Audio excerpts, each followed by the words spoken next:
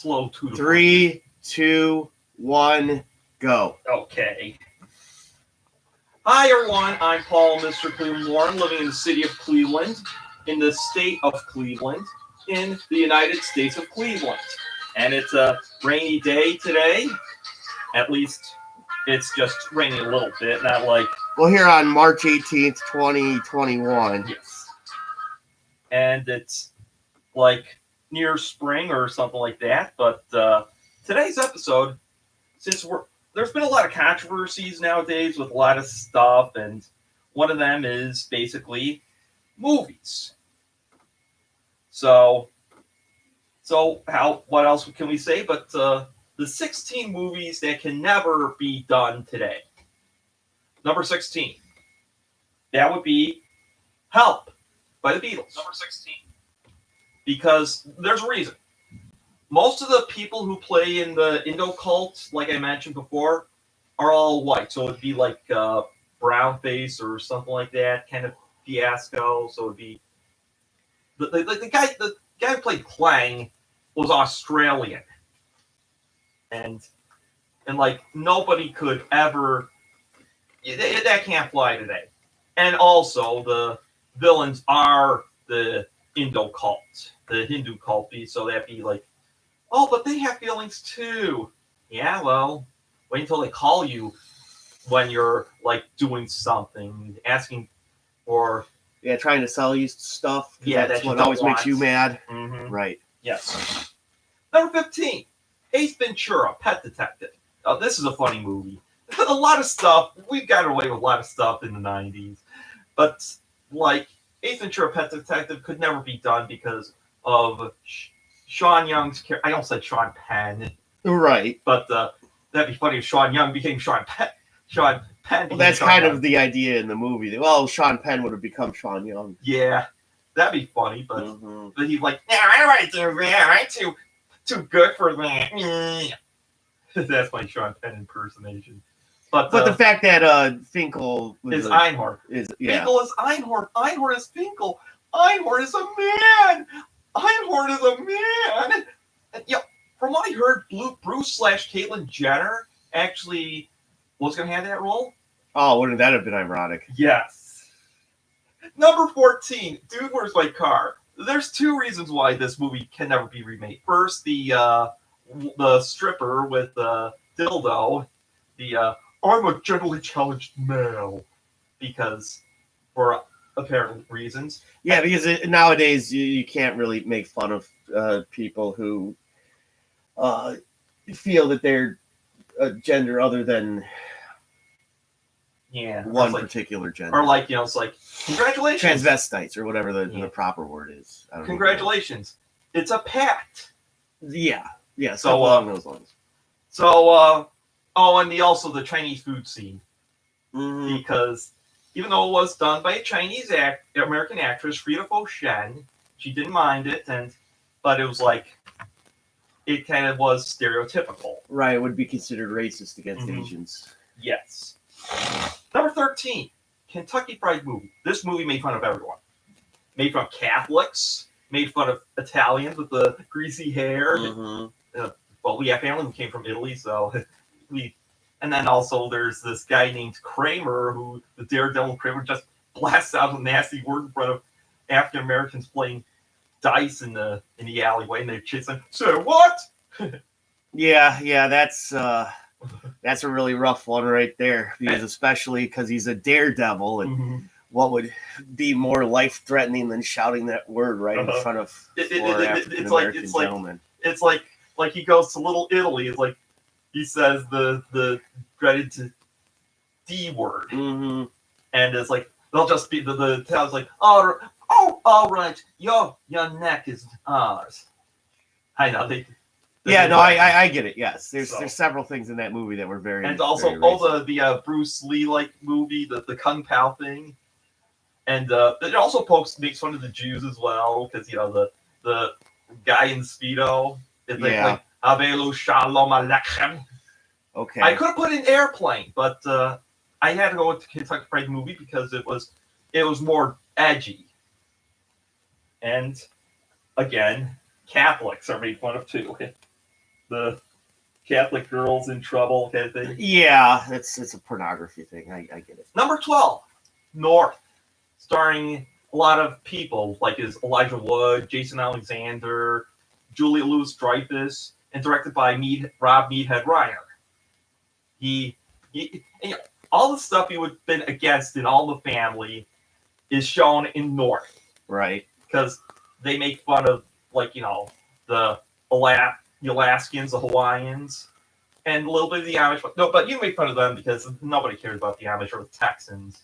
Yeah. But it looks like Dan Aykroyd and Reba McEntire look like how some particular critic who's very nostalgic says, this is how ice skating Texan people portraying Texas. Well, kind of. I mean, in the country music scene, there's a lot of that rhinestone cowboy kind of stuff and things like Roy that. Rogers was one of them. Right. That's why Elton John wrote a song called Roy Rogers, Mm-hmm. because it'd be interesting, and Elton John used Captain Fantastic and the Browns Were Cowboy, even though the Browns Were Cowboy was his writer Bernie Taupin, who wrote the lyrics to all his songs. Right. And so, and North, the like stereotypical African scene, the topless lady, and the French, which is, oh, let's watch Daddy Louise. Mm-hmm. What about the Italians? What would they do? Be eating spaghetti and watching weird Italian films? I have no idea. But Jerry Lewis was on every channel. I think that was what was funny. And then you got the Leave It to Beaver, John Ritter thing. The wholesome white suburban family. Yeah. Number 11, White Chicks. This is whiteface on bad, basically. The Wayans brothers, they be funny, but I'll be honest, Dave Chappelle does better in whiteface. Terry Crews was good in that movie.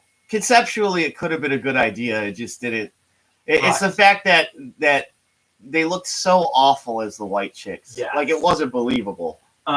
It's like another film that I'm going to mention a little bit later down the line. Number 10, Porky's. No, this is not a film about Porky Pig, but that's the only way you can make Porky's now, if you make it all about Porky Pig, because all the probably considered sexist today. Yeah.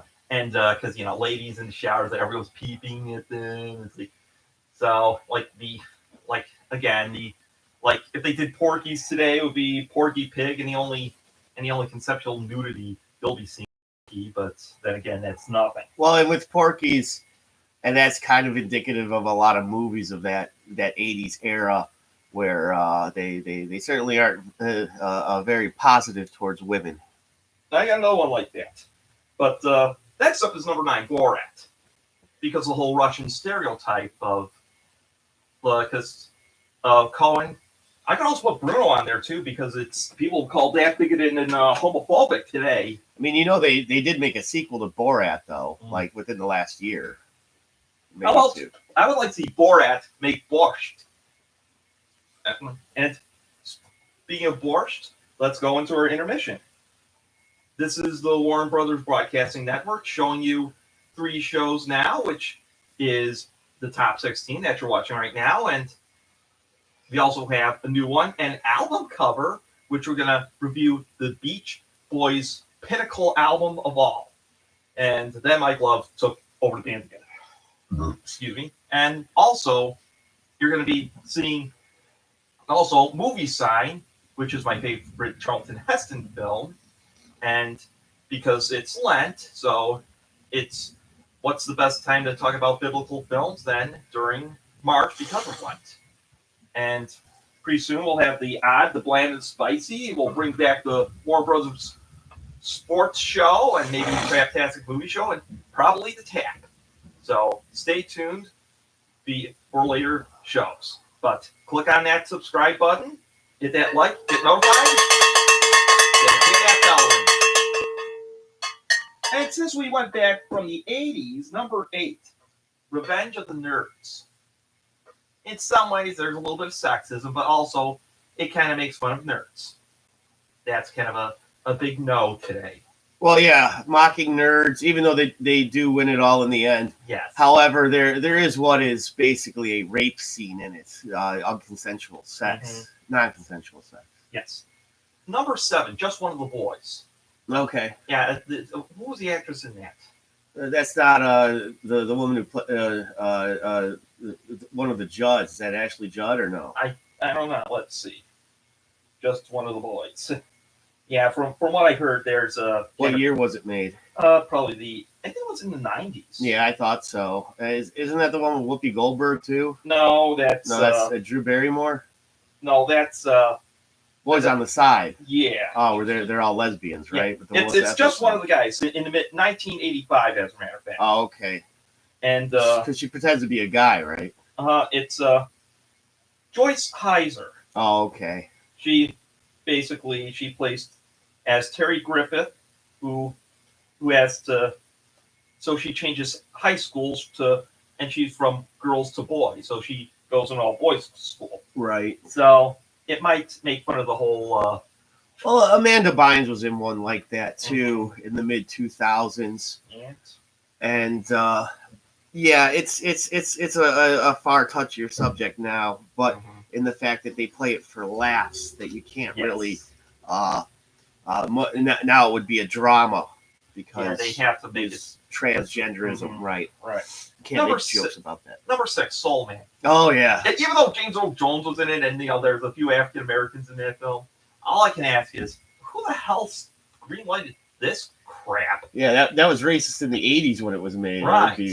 And I'm just, it was like trying to. It's like kind of both sides should be offended. Well, everybody should be offended. Yeah, blackface is never right. And not only that, but it kind of degrades some European Americans too, because it's like, oh, we're not that good. Why not? That's going to happen sometime soon. Well, I mean, like whites go in the back of the bus. I wouldn't go that far, but yeah, that's. I mean, yeah, I don't know who the actor was in blackface, but he had no career after that. He didn't. Not really. Okay.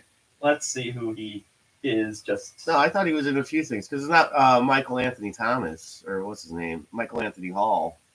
Was the other kid. It was. Oh my God.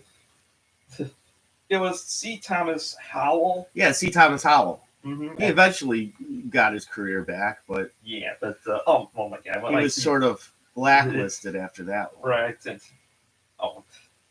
at least he wasn't like Ted Danson. Yeah, that was almost more offensive, even though it was just a and get this, Whoopi Goldberg made him do it. Yeah, I know. And speaking of all that, number 5, the jazz singer. Oh, okay, yeah, there you go. You couldn't make the jazz singer today. Only if you make it like an American Idol kind of thing. Right. And I'll be honest, the 1980 version was more offensive than the 1927 version. You think that might be right? That might be, but well, we'll see. But yeah, the only reason why I say the 1980 version was Neil Diamond and all that. It's like, no. The only good thing about that film, the 1980 version, was America. Today, that song. Yeah. So, other than that, don't watch the 1980 version. That's even more offensive than the 1927 version. And get this, Al Jolson really was a predecessor to the whole BLM movement, even though it was kind of underground and whatnot, in support of civil rights, before the civil rights. He died in 1950. Yeah, it wasn't really done the right way, but... But yeah, because he was Jewish and he kind of understood... Yeah. Uh-huh. See you later, Paul. Okay, see ya. Okay, number 4, Song of the South. Okay, I could have put in Dumbo because of the crow. What is his name? Jim. Or some, I don't know. It was a thing back then. I could have mentioned the Three Caballeros with the Jose Karaoke over here, because books. It might be a little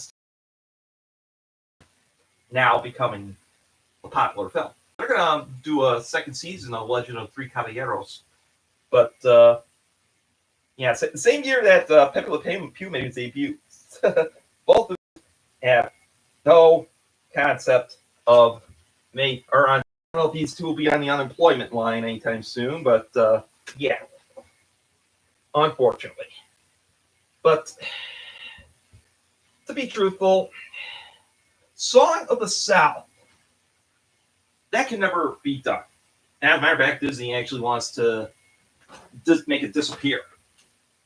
But the thing is, you can't erase history. Even the movie I'm going to be mentioning soon, The Ten Commandments, one of the Ramses or something tried to do that. But guess what came then? The Holy Scriptures, which mentions Moses a lot.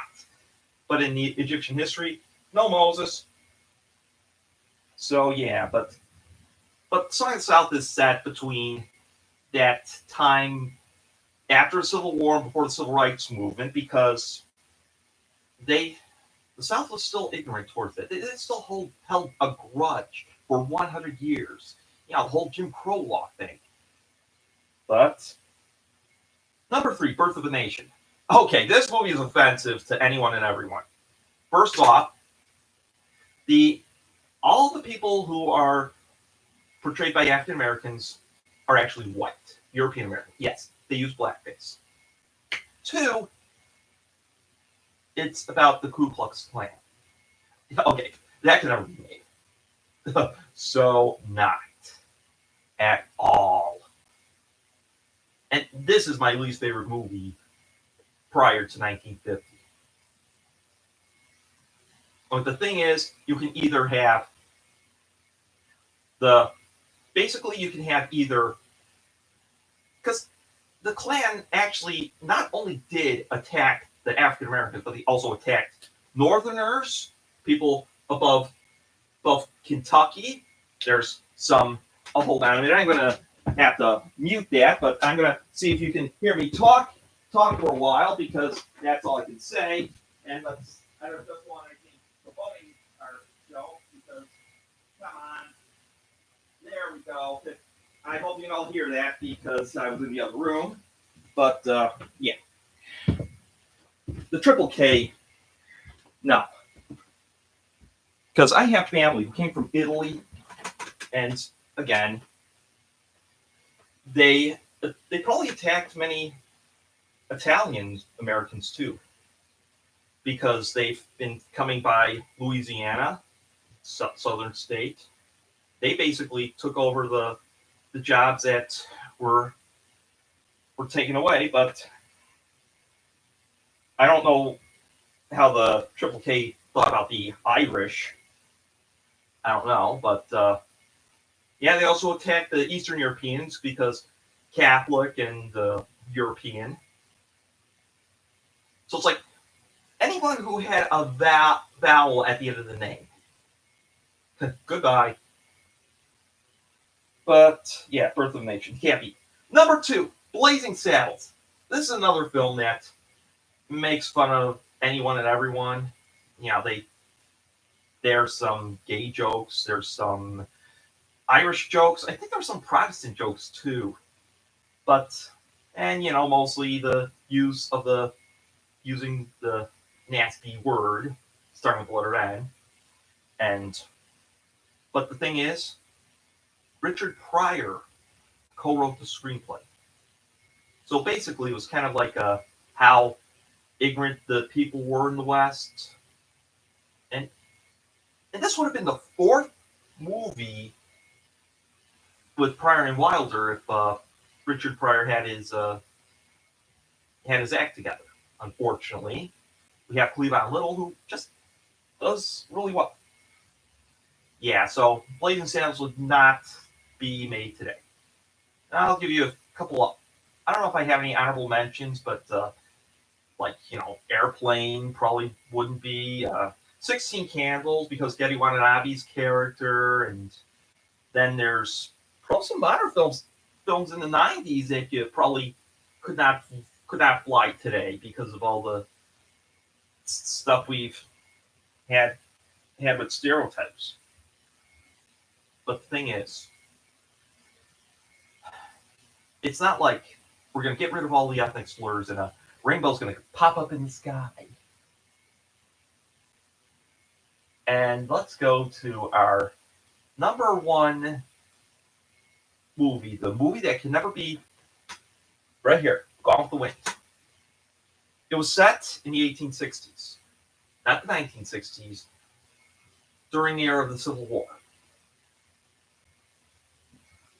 Scarlet, the bitch she is like, oh, war, what's really good for it? Nothing. But, so Scarlet and Red get together, and it's mostly about the Civil War, how it all went tenfold, and the aftermath of the Civil War that the South lost. Now they have to pick up the pieces. And it's basically because there's, slavery and mostly, I still know how about that is. Yeah, that. That's, I'll be honest, that scene really did make me cringe. But again, Scarlet is just cruel in the whole entire film. No wonder Rhett Butler left her. But yeah. Could never be done today. And if it was, it'd be a little more, try to be more friendlier, try to be more PC, or try to have walkie-talkies, people shoot with walkie-talkies. But yeah. The only reason why, so yeah, that's all the movies that can never be done today because of all the stuff that they have. Yeah. The only reason why I did switch from movies to music to movies, and vice versa, was because next Thursday is Michael Stanley Day. We're all dedicating, Cleveland's going to dedicate Michael Stanley for all that he did. So, I really, in my opinion, he should be in the Rock Hall. And other people should be in the Rock Hall. Hey, why don't you put me Frank Sinatra and the Carpenters in the Rock Hall? You have Jay-Z, you have a lot of rappers, so why don't you put in the Carpenters? So, that's all I can say. I'm Paul, Mr. Cleveland, living in the city of Cleveland, in the state of Cleveland, in the country called the United States of Cleveland. Signing off. Hey.